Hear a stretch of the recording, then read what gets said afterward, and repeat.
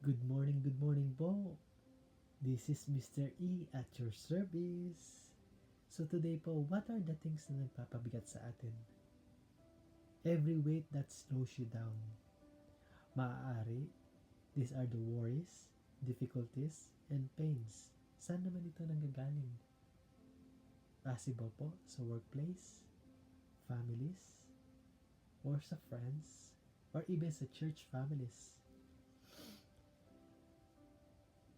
Sometimes po, naranasan natin, these are the wounds or sugat na madalas nating nafe-feel kapag nakakaranas tayo ng rejection, harsh words, and broken relationship.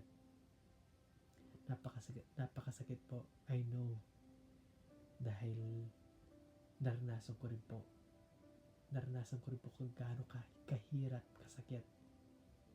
Dahil habang nandito po tayo, habang nakatungtong po yung paa natin dito sa lupa, yung mga bagay na tulad nito ay maranasan natin at hindi natin mapipigilan. But alam niyo po yung kinagandaan nun? It's never too late. Dahil God can heal you. And it says in His word, sa Psalm 55:22, ang sabi niya po doon, cast your burden on the Lord, and He shall sustain you. And He shall never permit the righteous to be moved. God has a plan for you. Kung nasasaktan ka ngayon, gusto ng Diyos lumapit ka sa Kanya. Pagkatiwalaan mo siya ng buong puso.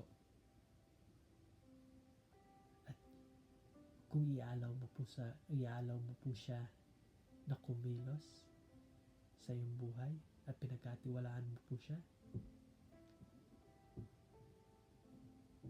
I guarantee you po na wala pong imposible sa Panginoon by faith in Jesus' name. And kung iaalaw mo po ako na i-lead ko po kayo sa simple prayer, pwede nyo pong sabihin by faith. I-lead ko po kayo at kung pwede nyo pong i-close ang mga mata nyo, you can say this simple prayer.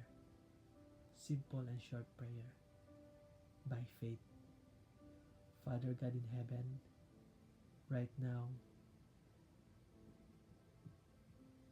I acknowledge that I am a sinner and I cannot save myself. Lord, alam mo po itong kabigatan ko sa puso ko ngayon. Alam mo po yung season ng buhay ko.